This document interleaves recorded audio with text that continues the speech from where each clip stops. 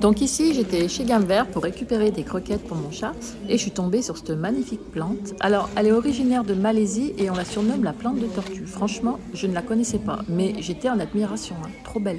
J'adorais ses feuilles. Après, quand je suis rentrée, écoutez, je me suis occupée des boutures. En fait, les tiges qui étaient plutôt longues, il y en avait qui étaient plus longues que d'autres, donc je les ai coupées.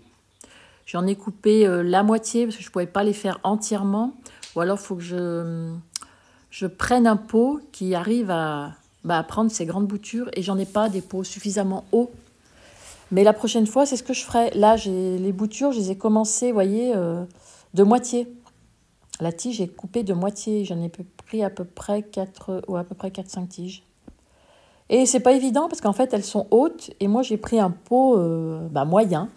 Donc, elles avaient tendance à basculer. Là, j'ai plus de place dans celui-là, donc je ne peux plus les installer. Sinon, les autres, moi, je les mettais directement avec celui-là. Alors, en faisant ça, j'ai pensé que ça allait tenir. Eh bien, pas du tout. Donc, ce que j'ai fait, j'ai renversé un peu la terre. J'ai laissé un fond. Et du coup, j'ai remis la terre par-dessus les boutures qui étaient plutôt au fond. Là, elles tenaient beaucoup mieux. Parce que franchement, non, j'ai galéré. Ça basculait, le pot n'était pas suffisamment grand. Elles sont trop hautes. Et en faisant ce que j'ai fait, ça tenait beaucoup mieux. Après, j'ai tassé le terreau pour qu'elles soient bien maintenues. Après, j'y suis allée tout doucement pour les porter. J'avais peur qu'elles basculent. Mais bon, on verra bien si ça prend. Normalement, oui, ça devrait. Mais vu que j'en ai fait pas mal...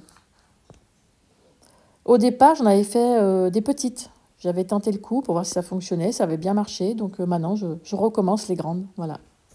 Puis là, on arrive bientôt au printemps. Les températures commencent à remonter. Donc ça y est, ça commence à aller mieux. Ensuite, ces suspensions. Alors du coup, je n'ai pas mis mon poteau Senjai. J'ai installé la misère à l'intérieur. Voilà, elles sont dans l'eau. Et puis à côté, alors, j'y trouve moins beau maintenant. J'avais installé ma guirlande de roses et les fleurs blanches. Mais ça fait trop serré. Non, je vais l'enlever. Voilà. Ensuite, je me suis attaquée à un petit gâteau tout simple. Un style de gâteau yaourt. Bien moelleux. Voilà, j'ai pris un velouté. Parce que ça rend la mie tellement moelleuse et fondante. C'est super agréable au goût, j'aime bien. J'ai mis un petit fond d'huile à peine. Je ne l'ai pas fait énorme, hein, un petit gâteau. Et qu'est-ce que j'ai mis d'autre? Le sucre, c'est pareil, j'en ai pas mis beaucoup. J'ai dû en mettre 100 grammes, même pas. La farine, 150 grammes. Non, vous voyez, j'ai fait un petit gâteau. D'habitude, je double les doses pour que ça se fasse des bons gâteaux, bien volumineux.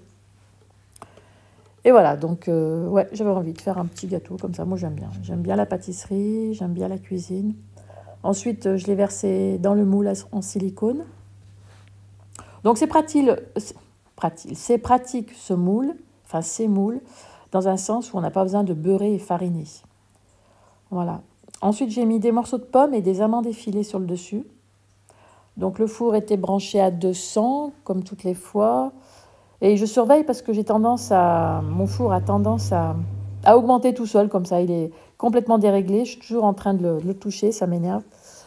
Enfin bref. Ensuite, il me restait 2-3 poireaux. J'ai dit, tiens, je vais me faire une quiche. Mais je ne fais pas cuire mes poireaux à l'eau. Je les fais cuire à l'huile. Alors, donc, je les coupe en petits morceaux. Je rajoute un oignon, de l'huile. Voilà, j'aime bien. Ensuite, mon gâteau, il était cuit. Je l'ai piqué avec un couteau.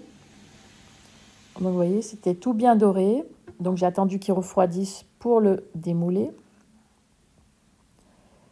Et voilà. Et forcément, à chaque fois que je fais un gâteau, il faut que je goûte derrière, bien entendu.